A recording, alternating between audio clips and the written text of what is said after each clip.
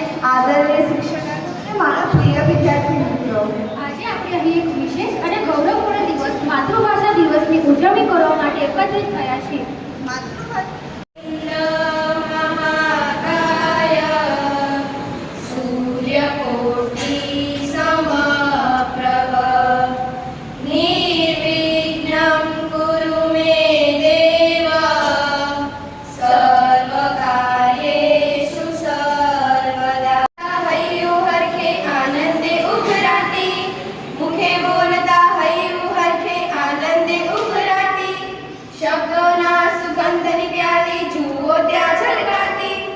શિક્ષકો અને મારા વિદ્યાર્થી મિત્રો, આજે હું તમને માતૃભાષાનું મહત્વ સમજાવીશ.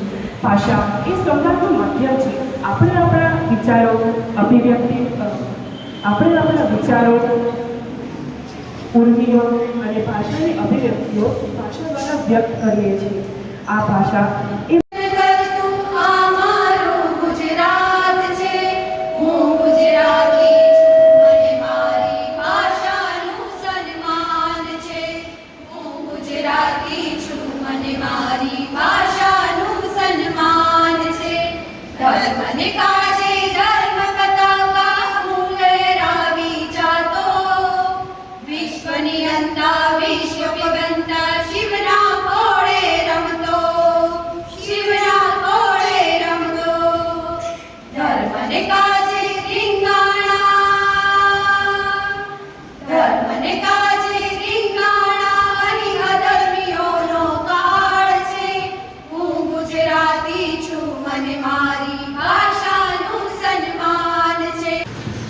સાચી વાત છે. આજે તમે અમને કંઈક નવું શીખવો.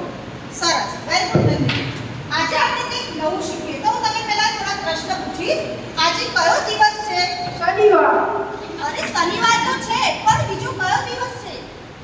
હનુમાન દાદાનો દિવસ. અરે શનિવાર એટલે હનુમાન દાદાનો દિવસ, એ તો દરેકને ખબર છે. પણ આજે કઈ તારીખ છે? 21 ફેબ્રુઆરી. Very good. આજે 21 ફેબ્રુઆરી છે. તો કોઈને ખબર છે કે 21 ફેબ્રુઆરી એટલે કયો દિવસ? મેમ, 21 ફેબ્રુઆરી એટલે માતૃભાષા દિન છે આજે. સરસ. 21 ફેબ્રુઆરી એટલે માતૃભાષા દિવસ તરીકે. તો આજે આપણે આ ક્લાસમાં એટલે કે પ્રોક્સી લેક્ચરનો માતૃભાષા વિશે તમે શું વિચારો છો, શું જાણો છો, એના માટે આપણે કરીશું. તો તમારામાંથી કયા વિદ્યાર્થીઓ માતૃભાષાને વધારે મહત્વ આપે છે? ઓકે, તો તમે લોકો આ બાજુ આવી જાઓ.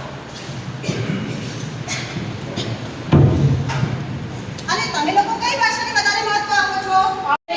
માતા છે ગુજરાતની ધરતી, વતનની એ માટી છે, એ માટીમાં મૂળ છે મારા. ભાષા મારી ગુજરાતી છે, ભાષા મારી ગુજરાતી છે. આપણે એને સાચવી જાણીએ, આપણને સાચવતીએ. આપણે એને સાચવી જાણીએ, આપણને સાચવતીએ. ધૂળ નથી છે કુળ આપણું, ભાષા મારી ગુજરાતી છે, ભાષા મારી ગુજરાતી છે.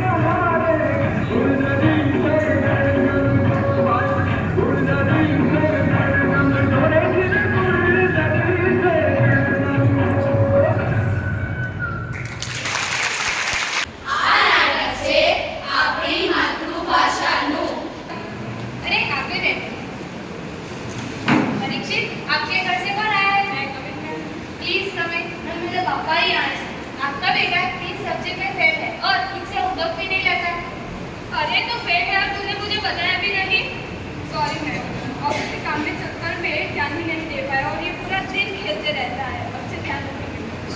અરે ઓ માસ્ટરાણી, તમે બધા કેમ હિન્દીમાં વાત કરી રહ્યા છો? अरे आंटी, ये इंग्लिश मीडियम स्कूल है, हम यहाँ हिंदी में ही बात करें। જો અંગ્રેજી માધ્યમની શાળા હોય તો અંગ્રેજીમાં વાત કરો ને. अरे मम्मी તમે शांत થઈ જાઓ। सॉरी मैम हिंदी पढ़ाई कैसी चल रही है? एक तो हर सब्जेक्ट में अच्छा है, सिर्फ एक गुजराती में ही अच्छा नहीं। हाँ, मेरी माया को भी गुजराती में ही प्रॉब्लम हो रही है। क्या मम्मी तुम्हें मुझे फावता है गुजराती? जो आने गुजराती આવી થઈ ગઈ છે। શું તમે ઘરે ગુજરાતીમાં વાત નથી કરતા? ના ના આંટી, અમે ગુજરાતીમાં જ વાત કરીએ છીએ, પણ આ માયાએ મોબાઈલ અને ટીવી જોઈ જોઈને તેની ભાષા જ બગાડી નાખી છે। सिर्फ माया और एक नहीं, बहुत सारे बच्चों की यही हालत है। આવું તો રહેવાનું જ ને. આનો જવાબદાર માત્ર ટીવી અને મોબાઈલ નહીં, પરંતુ ઘર અને શાળા પણ એટલી જ જવાબદાર છે. શું તમને નથી લાગતું કે આવી પરિસ્થિતિ આપણી માતૃભાષાનું પતન નોતરે છે? શું તમને નથી લાગતું કે આપણે આપણી પારકી માને સાચવતા સાચવતા આપણી સાચી માને ભૂલી રહ્યા છીએ? જો આપણે આપણી માતૃભાષાની ચિંતા નહીં કરીએ તો એ ચિંતાએ જશે. વિશ્વ માતૃભાષા દિવસની આપ સૌને ખૂબ ખૂબ શુભેચ્છાઓ. માતૃભાષા આપણી લાગણીઓ, આપણી સંવેદનાઓ અભિવ્યક્ત કરવાના શબ્દો છે. કોઈ પણ બીજી ભાષાની સરખામણીમાં માતૃભાષા જ્યારે બોલાતી હોય છે ત્યારે તમે જોયું ને કેટલો આનંદ હતો. અત્યારે જે તકો બોલાવે, અત્યારે જે નાટક થયું, ટીચર્સે પણ ગીત ગાયું, એની દરેકે દરેક શબ્દની તમને